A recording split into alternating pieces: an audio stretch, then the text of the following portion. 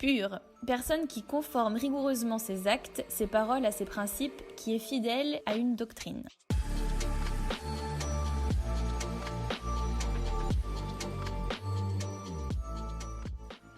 Je m'appelle Cécile Vigneault-Puget, j'ai 25 ans. Jusqu'à très récemment, j'étais animatrice périscolaire, je m'occupais des enfants, je m'en occupais aussi en accueil de loisirs. Et puis à côté, je suis artiste, metteur en scène, auteur, et j'ai créé une compagnie de théâtre, même d'art pluridisciplinaire. Et on est en train de monter des projets. Quand j'étais petite, il y avait vraiment ce truc de la femme comme une princesse. J'ai des souvenirs vraiment de maternelle et petite primaire. J'adorais les dessins animés avec les princesses. Je faisais de la danse classique en fait. Donc j'avais vraiment les tutus, les beaux costumes de filles. J'aimais beaucoup cette partie-là de moi en fait qui était très féminine, petite princesse. J'ai eu de la puberté très vite, c'est-à-dire que j'ai eu des seins très rapidement. Et donc en fait, toutes ces visions de princesse, même de poupée ou quoi, je me reconnaissais pas en fait dedans. Parce que moi j'élargissais les princesses à la vision de la femme aussi. Et tout de suite ça m'a posé question dans la réalisation de ces dessins animés, de qu'est-ce que ça véhiculait comme message aussi de la femme. Et je trouve que du coup ça enfermait en fait les enfants, que ce soit filles ou garçons, dans une vision de la femme extrêmement réactionnaire. Parce qu'il y en a très peu dans ces dessins animés qui sont indépendantes, qui pensent par elles-mêmes, qui n'ont pas une autorité patriarcale au-dessus d'elles. Casser les codes, je trouve que ça commence par les images qu'on donne à voir aux enfants aussi. Parce que l'éducation, elle commence aussi par les images qu'on leur laisse regarder. Du coup c'est pour ça que très vite je me suis un peu défaite de tout ça. Et plus récemment, je trouve qu'il y a des efforts de fait. À l'école ou quoi, j'avais vachement plus d'amis garçons parce que très petite je me suis vite ennuyée avec les filles. Avec les garçons le rapport était plus simple, je rigolais comme j'avais vraiment envie de rigoler. Avec les filles il y avait toujours un jugement. J'ai eu des seins très vite et en fait j'ai été réglée assez tôt. Donc en fait j'ai pas été très longtemps dans l'enfance entre guillemets. À l'époque j'acceptais pas trop mon corps. Déjà je me trouvais pas belle. Comme la représentation de la beauté nous a été insufflée par la société qui sexualise beaucoup. Tout est sexualisé en fait. En collège, en 4ème, je me suis fait harceler parce que j'étais pas dans les codes de cette beauté. Je rentrais pas dans une case. J'avais une coiffure qu'on retrouvait dans aucun magazine de mode. J'avais des vêtements qui n'étaient pas forcément des vêtements que tu pouvais associer à une marque. J'avais des centres d'intérêt, donc je faisais déjà du théâtre, je faisais déjà du chant, mais du chant lyrique qui se rapportait à l'opéra. Les gens de ma génération n'étaient pas du tout intéressés en fait par ce genre d'activité. J'étais vraiment un peu l'outsider de l'époque. Même si j'avais confiance en moi, c'était pas un problème de confiance, c'était plus que j'avais pas l'impression de rentrer dans les codes de l'époque. Et en fait, le théâtre m'a permise d'avoir un rapport à mon corps où j'ai beaucoup plus accepté qui j'étais, de me montrer comme j'avais envie de me montrer, sans penser au jugement des autres. J'ai jamais compris ce truc où un rapport entre un garçon et une fille doit forcément être un rapport où il y a de la drague dessous, où il y a de la sexualisation. L'idée de sexualisation ou l'idée de sexualité, c'est venu tard dans mon esprit. Pour moi, dans ma tête, je pouvais tout à fait avoir des amis garçons sans aucune arrière-pensée. Et je me suis rendu compte que plus on allait profondément dans la relation amicale, plus je sentais qu'à un moment donné ça dérapait. Ils avaient l'impression que je les draguais. Ou alors moi, j'avais cette impression-là d'eux. Avec des potes à moi qui étaient ouvertement gays, j'avais pas ce problème. Bah oui, mais non. Pourquoi il y aurait de l'ambiguïté entre des personnes hétéros? Je pense que dans ma construction, ce qui m'a le plus dérangé, c'est qu'il y ait forcément drague derrière et toute cette hypersexualisation. J'ai mis un peu plus de temps à accepter mon corps à cause de ça aussi. 18 ans, c'est un âge qui m'a marqué. Pareillement, 25 ans aujourd'hui, c'est un âge qui me marque. C'est des étapes dans ta vie, c'est un peu des points culminants en fait de ta vie, à la fois de jeune adulte, puis d'adulte, puis de femme, voilà. Il y a ce truc de la première fois. À 18 ans, si t'as pas fait ta première fois, à la limite, va falloir t'emmener au couvent, quoi. Pareil, c'est une pression aussi de la société qui date pas d'hier, hein. Comme qu'on peut dire à des mecs, t'es un homme une fois que t'as fait ta première fois. Comme si le fait d'être un homme était dirigé par les organes génitaux. Et nous, c'est un peu ça aussi. T'es une femme quand tu t'es fait pénétrer, quoi, un peu. Je le dis un peu crûment, mais c'est un peu ça. Pour moi, être adulte, c'était pas ça, en fait. C'était commencer à devenir indépendant, commencer peut-être à vivre seul, commencer à savoir gérer sa vie seul. À l'âge de 18 ans, j'étais révoltée de plein de choses. J'ai ma conscience politique qui a commencé à s'éveiller. Par ma conscience politique, ma conscience féministe aussi. Parce que je me suis rendu compte que le sexisme était très présent dans la vie de tous les jours. Et à 18 ans, je me suis mise à lire le journal Cosette. Et ce journal a éveillé ma conscience politique, féministe, écologique. Ça m'a éveillée sur plein de points. J'ai commencé à m'accepter au début de mon arrivée en fac. J'ai commencé à avoir des relations avec des gens bien plus profondes que les relations que tu peux avoir quand t'es au lycée. Le fait que je puisse avoir des vraies discussions avec des amis sur des débats de société, pour moi c'était important aussi. Tout ça a fait que je me suis construite en tant que femme en me disant d'abord il faut que je m'accepte moi pour que les autres aussi m'acceptent. Donc le fait de m'assumer m'a fait grandir et en effet moi ma première fois je l'ai fait tardivement en fait. Pour moi c'est pas une question d'âge, c'est une question de moment, c'est une question de si tu te sens bien avec la personne en question. Peu importe que tu le fasses à 15, 17, 35, 40, peu importe. En fait je pense que c'est tellement personnel qu'il faut que ce soit une construction qui aille avec comment toi tu grandis aussi.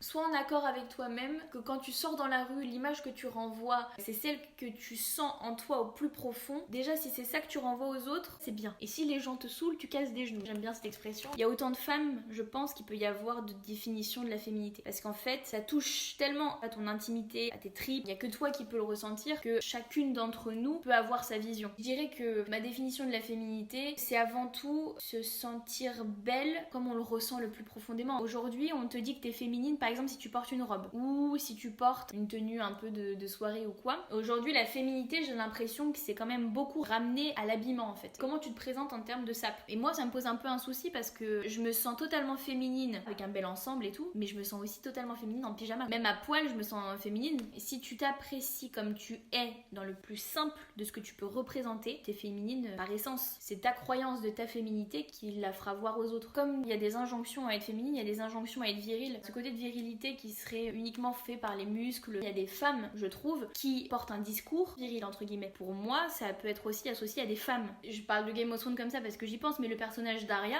est pour moi extrêmement viril. Elle a choisi un combat, elle le mène et elle n'en demandera pas tant qu'elle aura terminé. C'est aussi la force de conviction qui détermine ce que tu peux appeler féminité ou pas. J'avais lu beaucoup d'articles quand la série est sortie qui disaient que certainement le personnage d'Arya était lesbienne. On associe au fait d'être homosexuel ce truc d'être un peu garçon manqué. Il faut arrêter de mettre les gens dans les cases. Pour moi, ce qui nous fait souffrir aujourd'hui, peut-être un petit peu plus notre génération parce qu'on se pose des questions par rapport à tout ça, c'est qu'on nous est foutu dans des cases, genre féminité, puis dessous t'as la femme parfaite quoi. Des injonctions à la féminité, on en rencontre tous les jours. Quand on marche, par la pub, tous les jours, pour nous dire, ben voilà, la féminité, c'est ça. À plusieurs moments, on m'a traité de salope dans la rue. Des gens comme ça qui passent en voiture, l'insulte de rue gratuite. Et je me dis déjà, ces gens-là, ils se sont basés sur ce que je représentais à cet instant-là, toujours pareil au niveau de ton habillement, de tout ça, pour le dire. Et ça, je trouve que dans le féminisme, ça influe sur le fait que le mouvement doit prendre encore plus de place. Ce truc de l'habillement, si elle était pas sortie à telle heure, elle se serait pas fait violer, bah si. C'est pas parce qu'elle avait un short court, une mini-jupe, un décolleté plongeant qu'elle s'est fait violer. Non, elle s'est fait violer parce que la pauvre elle est tombée sur un malade. Ce truc de l'habillement, moi ça me trotte dans la tête quand même. Si je dois sortir par exemple et que je dois rentrer tard, je préférerais mettre un jean qu'une mini-jupe parce que j'ai cette peur de me faire agresser. Je vais adapter mon comportement à moi, alors que c'est le comportement des agresseurs qu'il faudrait traiter à la base. J'ai un oncle qui a une vie totalement opposée à la mienne. C'est une vie dans le fast, c'est le mec il est PDG. À plusieurs reprises, je l'ai entendu dire des trucs du style c'est une femme qui a tenu ce propos, comment tu veux que ce soit crédible? C'est une femme qui a conduit, alors c'est pas étonnant. Oh bah de toute façon toi quand tu parles c'est du niveau de Paris Match. C'est associé à la parole de la femme, à soi-disant une parole de presse bas de gamme. Mes deux oncles parlent de leur salaire ouvertement à table. Que les hommes parlent de combien ils gagnent, c'est tout à fait admis. Par contre, qu'une femme dit comment elle a bien réussi, ça c'est pas admis. Ça a forgé mon caractère, le fait de me dire mais moi personne ne me parlera jamais comme ça en fait. Ce genre de propos, alors oui dans la rue t'en entends et tout, mais je trouve que c'est encore plus grave quand c'est familial parce que t'associes pas forcément des personnes de ta famille à ça et la déception en est plus grande. Toujours faire fermer la bouche aux femmes. Parce qu'on dit des vérités ou parce qu'on dit des choses qui dérangent, on doit se taire. Et je trouve que c'était une vision mais rétrograde de la femme, c'est devenu insupportable pour moi en tout cas. Le fait de vivre seule aussi quand j'ai eu 20 ans, ça m'a beaucoup aidé dans ma construction féminine, comment je voulais me montrer aux autres, au monde et tout. Il y a eu des moments où j'étais seule chez moi, où j'aimais bien écrire. Le déclic que j'ai eu, c'est un jour où je me suis vue dans la glace. Pour écrire, j'aimais bien me mettre dans des vêtements où je suis à l'aise. Un pantalon confortable, un pull confortable. Je m'étais pas maquillée du tout. Et je me suis trouvée belle quand je me suis regardée dans le miroir. Avant, j'avais du mal à me dire que j'étais belle parce que j'avais peur que ça fasse présomptueuse. Mais au final, je pense que c'est important de se le dire au moment où on se trouve beau ou belle, de le ressentir et de savoir ce que ça fait à ce moment-là. La beauté est aussi dans la simplicité. Être soi, simplement. Moi, très jeune, j'ai pu poser toutes les questions que je me posais sur la sexualité, sur le rapport au corps, à ma mère, et elle m'a répondu très honnêtement, donc tout de suite je savais comment ça se passait. La masturbation, plus jeune, c'était pas du tout quelque chose que je faisais parce qu'en fait, voilà, je savais que ça pouvait procurer du plaisir et tout, mais pas de besoin et pas de sensation de plaisir ou quoi. Les applis de rencontre, ça m'a énervé direct. Ça marchait pas du tout avec ce que j'étais, avec qui j'étais. Je suis quelqu'un de très tactile, je suis quelqu'un qui m'attache beaucoup aux gens. Sexuellement parlant, je me suis vraiment épanouie au moment où j'ai eu une longue relation. Comme je connaissais par cœur la personne, forcément c'était plus facile sexuellement de communiquer et de vivre le moment. Alors c'est vrai que je suis pas quelqu'un qui affectionne beaucoup les coups d'un soir. Je préfère le rapport avec une personne qu'on connaît depuis plus longtemps, avec qui on sait où on va et on sait comment faire plaisir à l'autre et l'autre sait comment nous faire plaisir et du coup c'est un véritable échange. J'ai beaucoup plus assumé mon corps et apprécié mon corps quand je suis devenue une femme. Je vis très bien avec les règles. Ça me perturbe pas plus que ça. Plus jeune, en fait, j'avais plus de mal avec mon corps parce que j'étais en construction. J'avais du mal avec mes hormones. J'avais beaucoup de poitrine. Je me trouvais pas belle. J'avais envie d'être fine, ce corps très aérien. En faisant de la danse et en faisant du théâtre, j'ai apprécié bien plus mon corps. Je voyais que mon corps disait quelque chose. J'ai un corps plutôt terrien, en fait. J'en étais fière. Le fait que je faisais des activités artistiques, ça m'a aidée. Comme j'avais confiance en moi, les gens voyaient cette confiance et pas mon corps. Et après, encore une fois, moi j'ai vécu une longue relation amoureuse et ce qui me disait, je le sais, était sincère. Ça a aussi changé mon regard sur moi. Je me suis plus appréciée aussi à partir de là. Ma maman, tout le regard que je porte aujourd'hui sur moi mais aussi sur le monde, la confiance que j'ai en moi aujourd'hui, c'est elle qui me l'a insufflé. Et puis si elle avait pas été là, j'aurais pu faire aucune activité artistique, je ne serais pas qui je suis aujourd'hui. Il y a la chanteuse Angèle, il y a la chanteuse Pomme. Elles ont un regard sur la femme et la mélancolie. Pour moi, elles m'inspirent, que ce soit leurs paroles de chansons ou même leurs propos en interview. Après, il y a des youtubeuses, toutes les filles de Mademoiselle, elles m'ont beaucoup apporté dans mon adolescence. Il y avait toute une série de vidéos entre Lou Howard et Marion Séclin qui parlaient de plein de sujets. La féminité, le rapport au corps, la sexualité, la masturbation. Et ça m'a permis de me faire mon propre avis. Gaëlie Pompon, Mariposa Photographie, qui est une photographe qui porte un regard sur les femmes pour vraiment les embellir, un regard humain sur la personne en face d'elle. Gaëlle Garcia Diaz pour sa liberté totale de s'en foutre totalement de tout. Simone Veil, évidemment il y a la loi de l'avortement, mais c'est aussi une femme qui a été académicienne, qui a survécu à la guerre. Toute sa vie en fait est un modèle. Simone de Beauvoir, Alexandra Ocasio-Cortez, qui est pour moi un modèle de vérité dans le sens où sa politique se base sur l'égalité, sur le respect. Elle a défoncé tous les hommes qui sont au Congrès depuis je sais pas combien d'années. Cette femme c'est un symbole quoi. Marie Curie pour son intelligence, Agatha Christie qui a déchaîné des passions mais qui a aussi bien cassé certains mœurs, Louise Labbé, une poétesse française, Marguerite Duras, Marguerite Yourcenar, toutes ces femmes.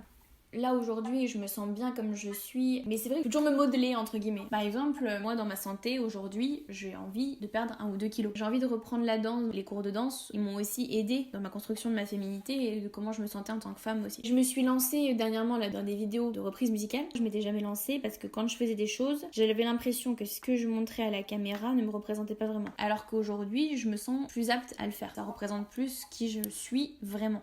Aujourd'hui, on est dans une société qui veut absolument nous contrôler sur tous les plans de notre vie, mais c'est encore plus difficile pour les femmes parce qu'on part avec un passif de contrôle énorme et je pense qu'aujourd'hui, avec MeToo, mais aussi toutes les actions qui se passent pour lutter contre les violences faites aux femmes, les collages sauvages, la présence du mot féminicide dans le dictionnaire, tout ça c'est quand même des choses qui prouvent que ça avance et qu'il faut pas lâcher quoi.